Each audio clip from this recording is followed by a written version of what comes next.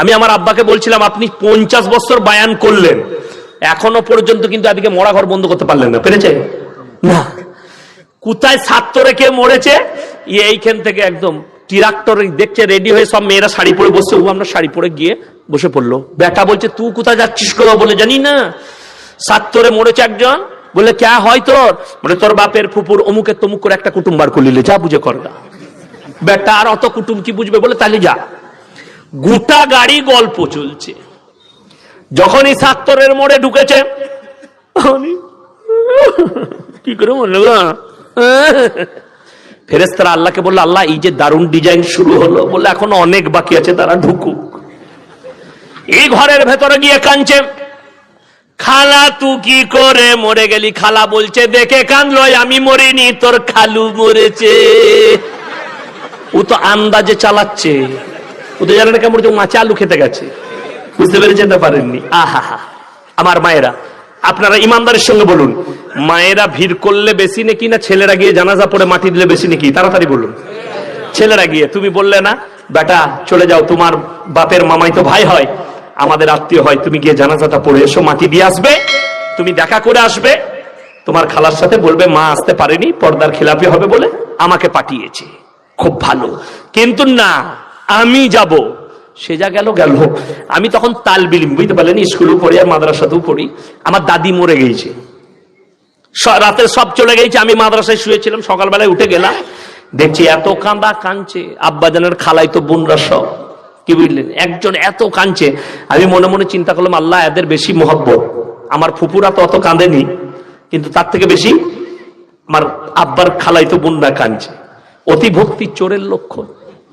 সে এত কাঁদছে, যখনই একটু ভিড় লেগে গেছে তখন বলছে, বলো জনুবার জুতোটা লুকিয়ে রাখলো, কেউ নিয়ে পালিয়ে যাবে, হাতে জুতো মনে আছে। কেমন কাঁদছে বুঝলেন, ও জুতো মনে রেখেছে। আবার অনেকজন দেখবেন কাঁদতে কাঁদতে বললো, আজকে আমি ঘর যাচ্ছি না। তুই যাচ্ছি না, আমার গোস্তের হাঁড়িটা জাল দিয়ে দিবি। ওইখানে কাঁদছে, কিন্তু ওর গোস্ত হাঁড়িটা পচে যায় না, সেটা ওর চিন্তা আছে।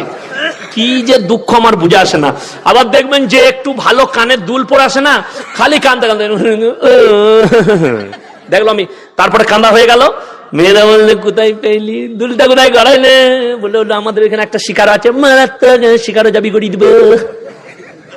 আর দেখবেন যার বেশি শরবত খেতে ইচ্ছা যাবে, খালি অন্য মেয়েরা বলবে, দিল ওকে শরবত, দিল মরে যাবে, মরে যাবে। ফেরের শেষ নাই, কি বলে, ডিজাইনের শেষ নাই, সব হয়ে গেল। আমার ভাইয়েরা, আপনার গ্রামে মাইয়াত হলে, আমার বলার উদ্দেশ্য শুনেলেন, মাইয়াত হলে আপনারা এলান করবেন, যারা নিকটবর্তী আত্মীয় আছো তারা দূরেতে একটা বাড়ি ঠিক করা হয়েছে, সেখানে উজু করে বসে মাইয়াতের মাগফিরাতের লেগে দোয়া করো। ভালো না খারাপ? ভালো। কিন্তু যদি ওটা করেন, যাবে না? যাবে। সব চুকে গেল, খানা খেয়ে জানাজা হয়ে গেছে, এরপর বেরিয়ে যাচ্ছে, গাড়িতে যাবে, যেমনি রোডে উঠেছে, বলছে, হ্যালো, তোর পাতে একটা হাড় পড়ে এলো। বলে, তোর পাতে তো হাড় দিল, আমার পাতে একটা আলু দেয় নাই। ফেরেশতারা বলছে, খালা খালি কবরে আইয়ে তোদিকে ভুনা ভুনা হাড় খাওয়াবো। পর্দাও নাই, নামাজও নাই, রোজাও নাই, কিচ্ছু নাই। নামাজ আমরা যা পড়ি তা আল্লাহ জানে, তাই তো? পাইকিরি ছাড়া তো নামাজ হয় না এখন। পাইকিরি নামাজ জানেন কি? পাইকিরি নামাজ মেয়েদেরও।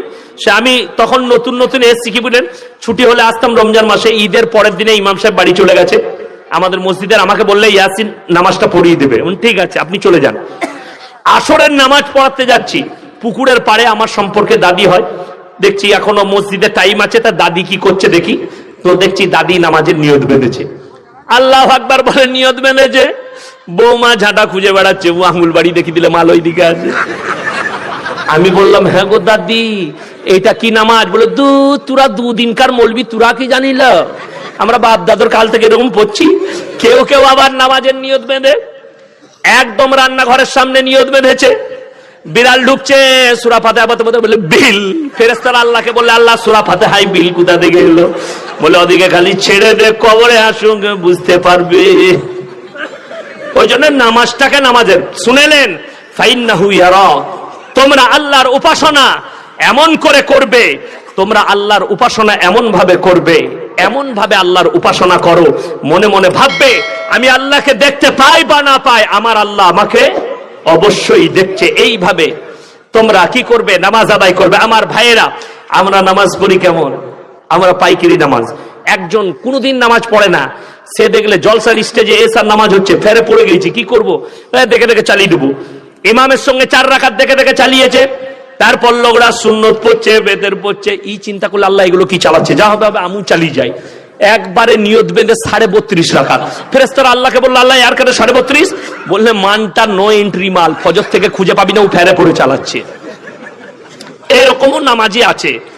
আর নামাজ আল্লাহ আমাদের দেশে কি বুঝলেন, যে যত স্পিরিটে পড়তে পারবে হাফেজ সাহেব, সে তত ভালো হাফেজ, তাই না? তারাবি যে যত স্পিরিটে পড়তে পারবে, আল্লাহ